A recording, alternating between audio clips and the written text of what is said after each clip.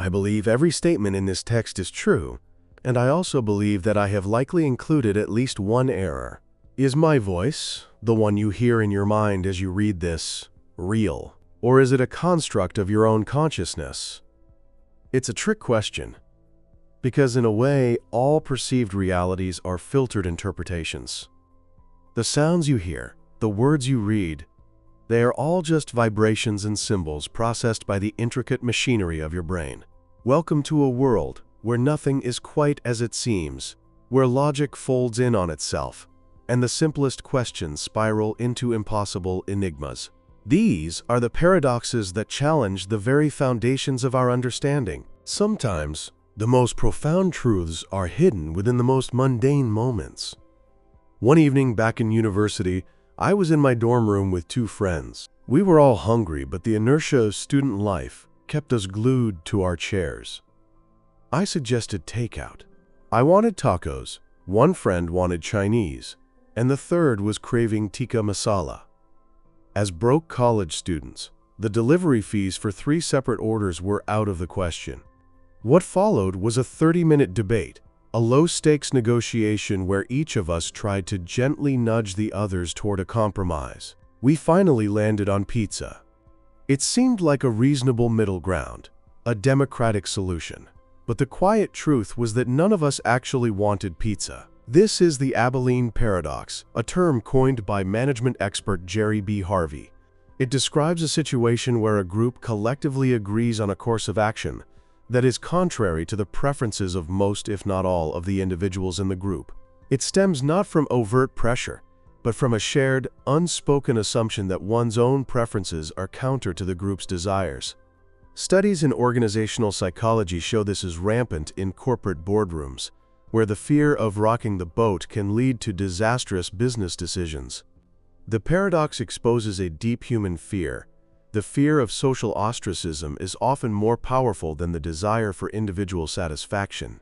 We choose perceived harmony over authentic expression, leading to a state of collective dissatisfaction. In hindsight, we could have turned our disparate cravings into a food adventure, a more memorable and satisfying experience. But that would have required someone to risk being the difficult one, a small act of social courage that is surprisingly hard to muster. This fear of disruption leads us to another, more dangerous conundrum. By being excessively tolerant of minor disagreements to maintain peace, we can inadvertently open the door to a far greater problem, an intolerance that masquerades as tolerance. This is the paradox of tolerance, famously articulated by philosopher Karl Popper in his 1945 work, The Open Society and Its Enemies. Popper argued that unlimited tolerance must lead to the disappearance of tolerance.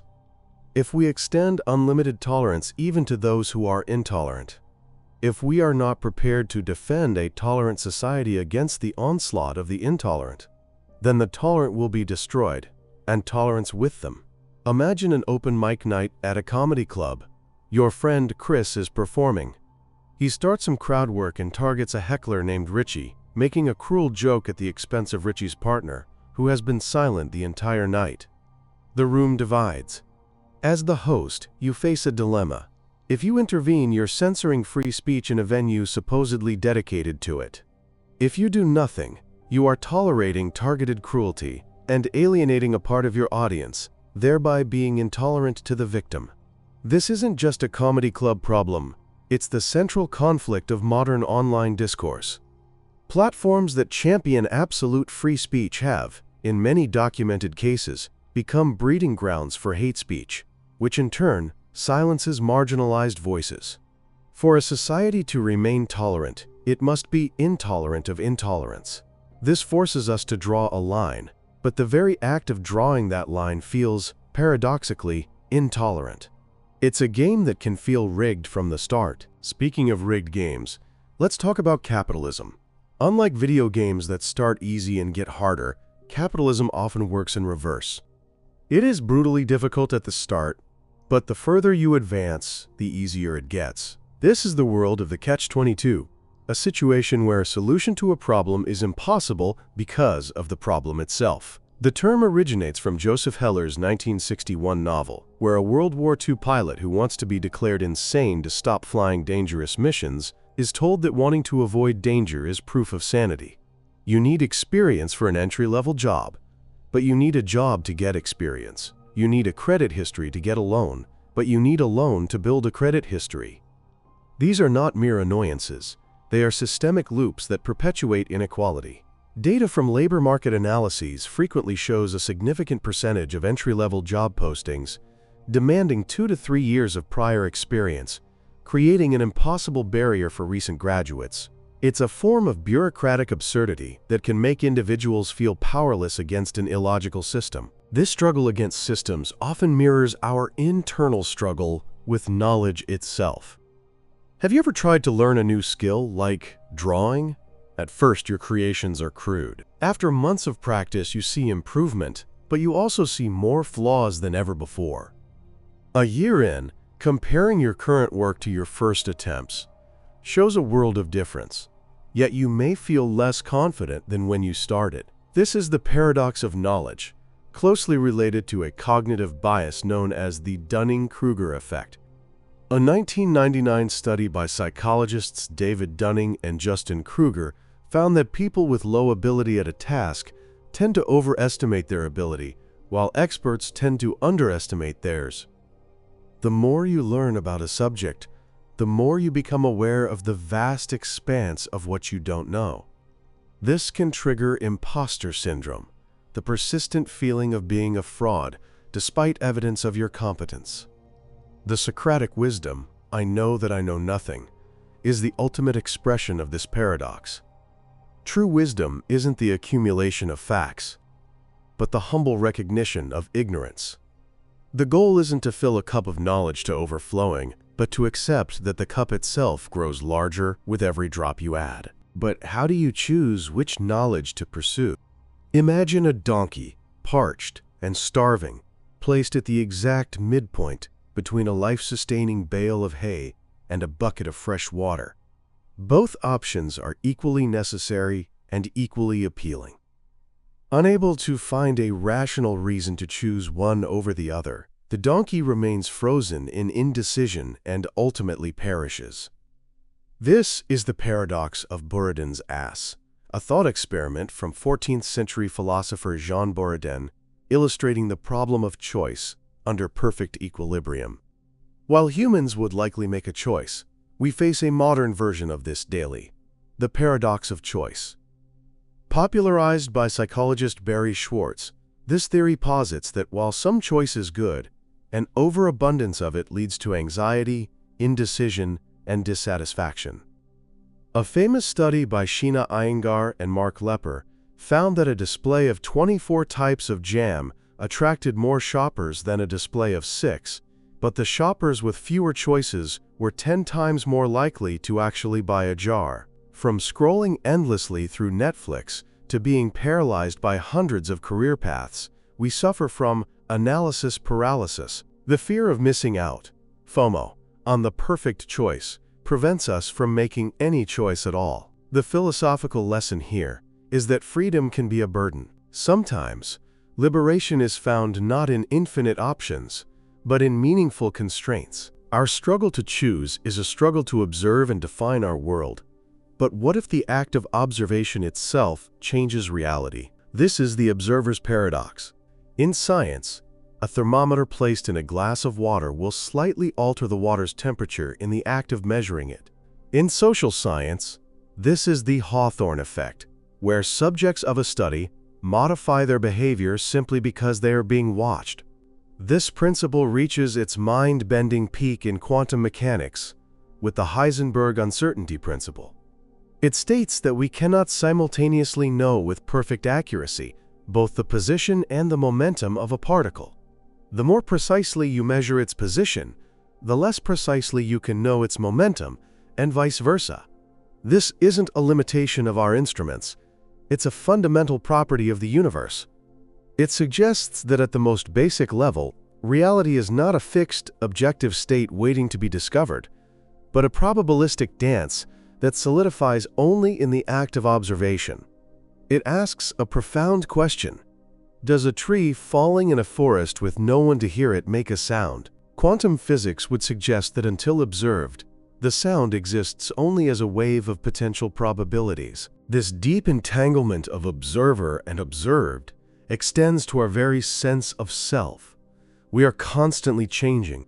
It's a biological fact that nearly all the cells in your body are replaced over a period of 7 to 10 years. The atoms that make up your brain today are not the same atoms that were there a decade ago. Yet, you feel like the same person, with a continuous stream of memories and a consistent identity. This is the ship of Theseus paradox.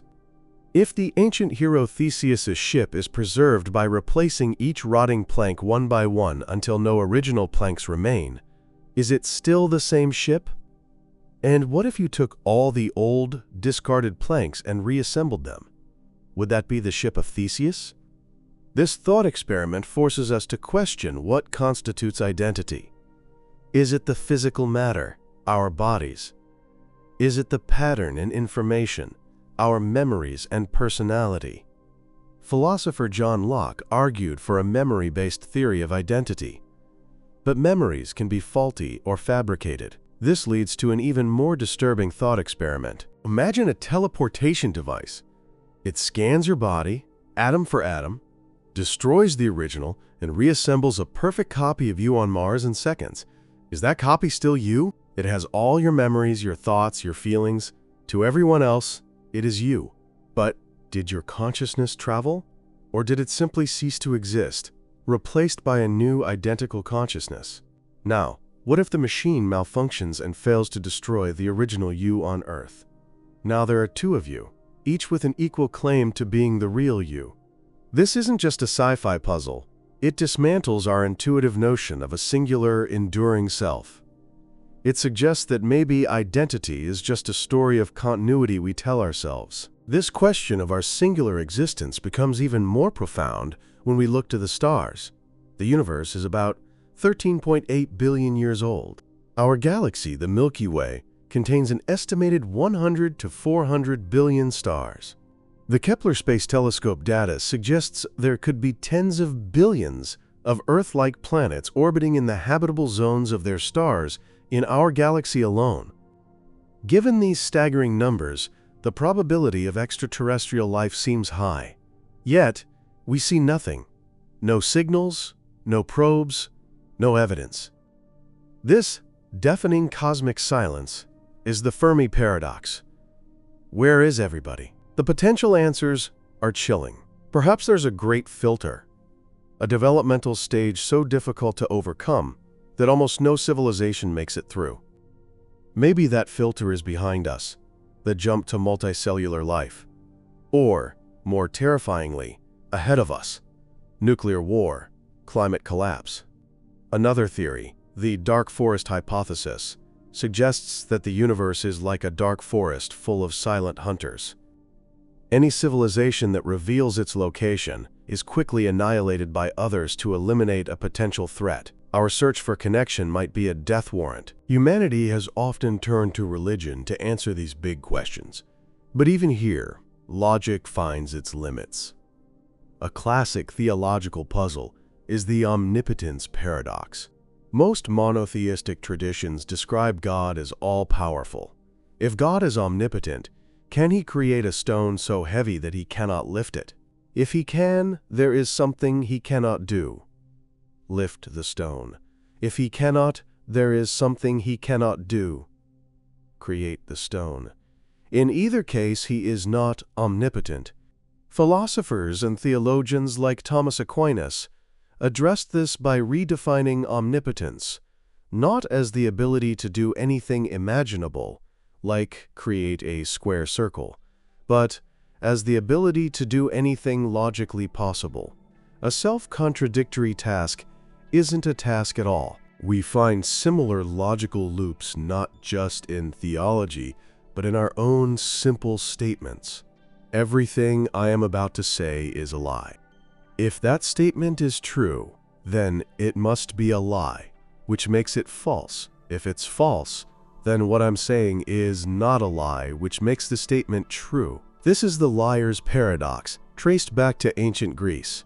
It's more than a party trick. It reveals the inherent limitations of any language that can refer to itself. In the 20th century, Kurt Gödel's incompleteness theorems proved a mathematical equivalent.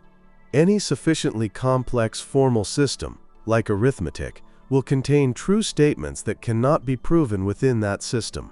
In essence, logic itself is fundamentally incomplete. Perhaps the final, most personal paradox is the one we live with every day, the one I began with. It's known as the paradox of the preface. It's common for an author to write in the preface of their book something like, "For any errors that remain, I alone am responsible." The author has checked every fact and statement and believes each one to be true. However, the author is also rational enough to believe that in a work of hundreds of pages, they have almost certainly made at least one mistake. So the author holds two contradictory beliefs simultaneously. 1. I believe every statement, A, B, C, in this book is true. 2. I believe that the conjunction of all statements, A and B and C, contains at least one falsehood. This reflects the human condition. To be confident, you must also acknowledge your fallibility. To be certain, you must live with doubt. Life is full of these contradictions.